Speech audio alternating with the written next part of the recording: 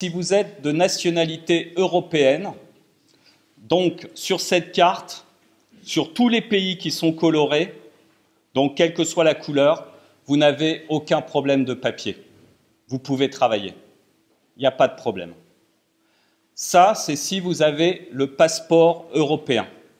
Si vous n'avez pas le passeport européen, alors le seul endroit, et que vous êtes étudiant en France, excusez-moi, le seul endroit où vous pouvez espérer pouvoir travailler sans problème, c'est ici. C'est en France. Dès que vous allez sortir, vous allez avoir des problèmes.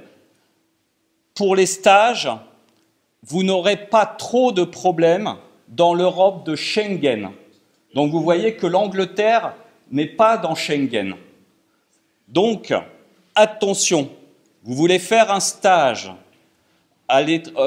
donc en Angleterre, vous n'avez pas de passeport de l'Union européenne, je vous dis, laissez tomber.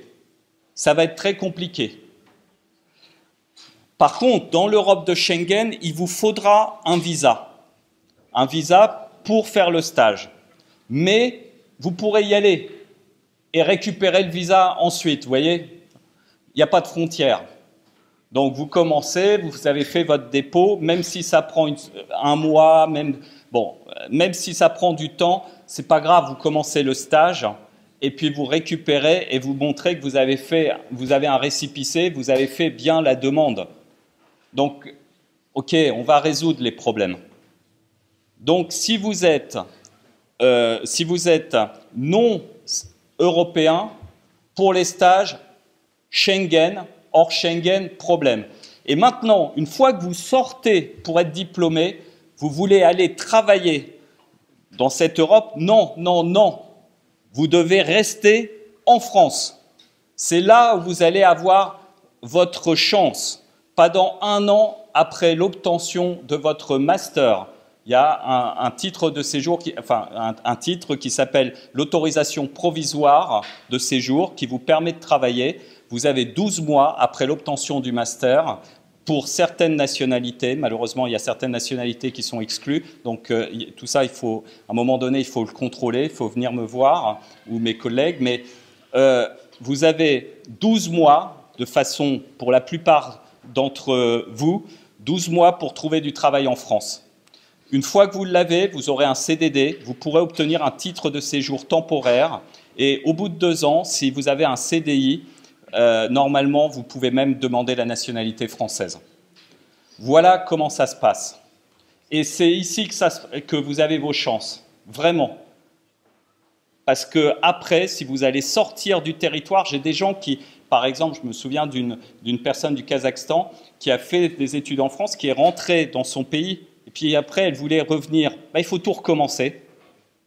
Il faut tout recommencer. Des études, ici, pour obtenir un master, et puis ensuite pouvoir faire la demande en ayant l'APS.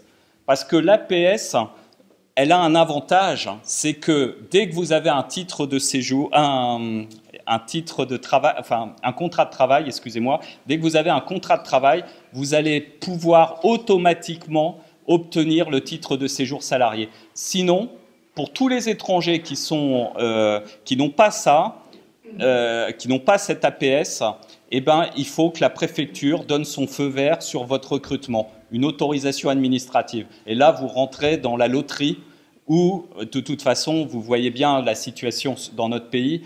En France, eh ben, on ne va pas vous la donner facilement, cette autorisation. Donc, pour éviter les problèmes, il faut absolument avoir cette APS. Et l'APS s'obtient à l'issue de l'obtention du master. Voilà. Donc, stage. Vous avez vu, pour les gens de l'Union européenne, pas de problème pour l'ensemble de l'Union, et même chose pour le travail.